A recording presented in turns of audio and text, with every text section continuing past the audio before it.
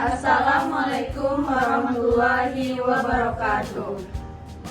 Baiklah, kami dari kelompok 4 ini mempresentasikan materi tentang topografi dasar laut dan sedimen laut yang beranggotakan saya sendiri atas nama Nanda dengan NIM 2204569 dan Saya Hazmatul Jumlah dengan NIM 2204510 Dan saya Zuldakta Pratama dengan NIM 22045121. Saya Priti Magedara Rizal dengan NIM 22045123 dengan mata kuliah Oceanografi dengan lesson pengampunya Bu Mentari Dian Pertiwi NPD pada sesi 0063 Hari Jumat pukul 15.01 sampai 16.50 waktu Indonesia Barat. Baiklah, di sini kami akan mempresentasikannya.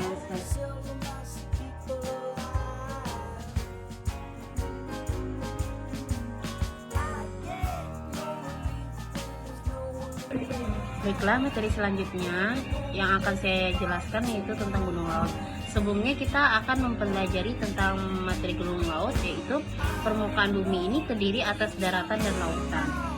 Di mananya? Di dalam lautan kita akan mengenal seperti adanya biota lautan seperti ikan, terumbu karang, ubur-ubur dan hewan lain jenis lainnya yang ada di dalam lautan. Baiklah, materi selanjutnya saya akan menjelaskan tentang gunung. Gunung laut merupakan gunung yang muncul di dasar laut dan puncaknya berada di permukaan air laut. Lalu ada juga pengertiannya, gunung laut ini adalah gunung yang kakinya berada di dasar laut dan puncaknya muncul di atas permukaan air laut.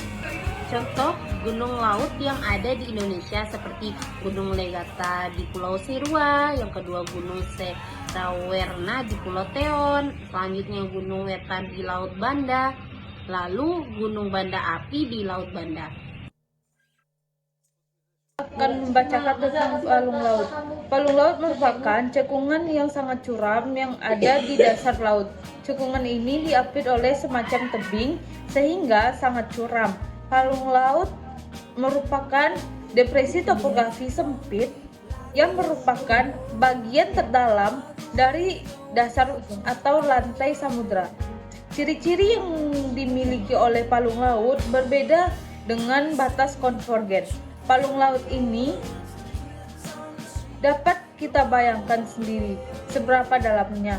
Bahkan titik terendah dari bumi ini berada di salah satu palung laut yang ada di Samudra Pasifik, yaitu Palung Mariana.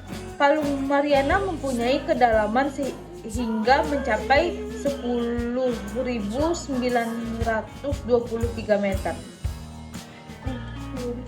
Ciri-ciri palung laut yaitu palung laut merupakan wujud jurang yang ada di bawah permukaan laut. Oleh karena itu disebut dengan jurang.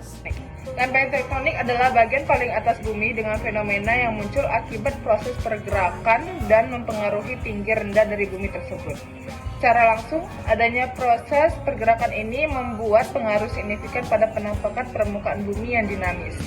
Tektonik lempeng ini ada 3 pergerakan. Yang pertama, pergerakan konvergen.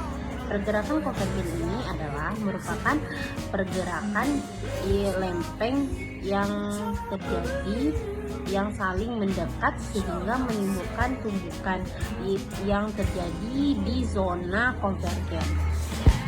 Tumbukan lempeng akan menimbulkan beberapa kemungkinan. Yang pertama yaitu tumbukan antar lempeng samudra dengan benua. Yang kedua yaitu tumbukan antar lempeng samudra. Yang ketiga, tumbukan antar lempeng benua. Atau sesar mendatar. Gerakan transform atau gerakan sesar mendatar adalah gerakan lempeng tektonik yang saling bergeser dengan arah yang saling berlawanan. Misalnya gesekan antar lempeng Samudra Pasifik dengan lempeng benua Amerika Utara yang menyebabkan terbentuknya patahan San Andreas. Patahan tersebut membentang dari San Francisco di bagian utara sampai Los Angeles di selatan Amerika Serikat. Panjangnya kurang lebih 1.200 km. Gerakan patahan atau sesar ini dapat menyebabkan gempa bumi yang sangat dahsyat. Tentang gunung api bawah laut. Gunung api yaitu lubang atau rekahan bumi yang memiliki suatu sistem saluran fluida panas atau batuan dalam wujud cair atau lava yang memanjang kedalaman sekitar 10 km di bawah permukaan laut sampai ke atas permukaan bumi.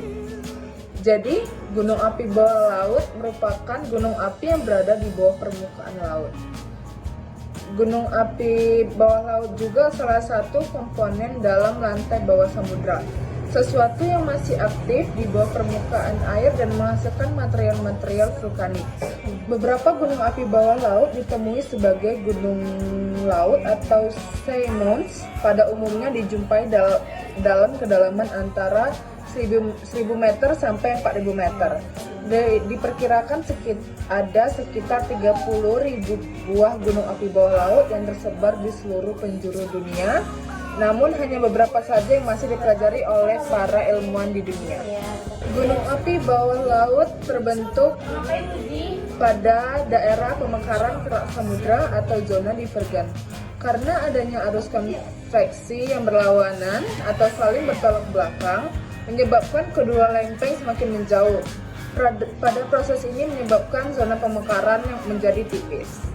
Hal ini bisa menyebabkan cairan pijar atau magma dari lapisan atmosfer menembus dan menerobos kerak melalui zona yang sangat tipis.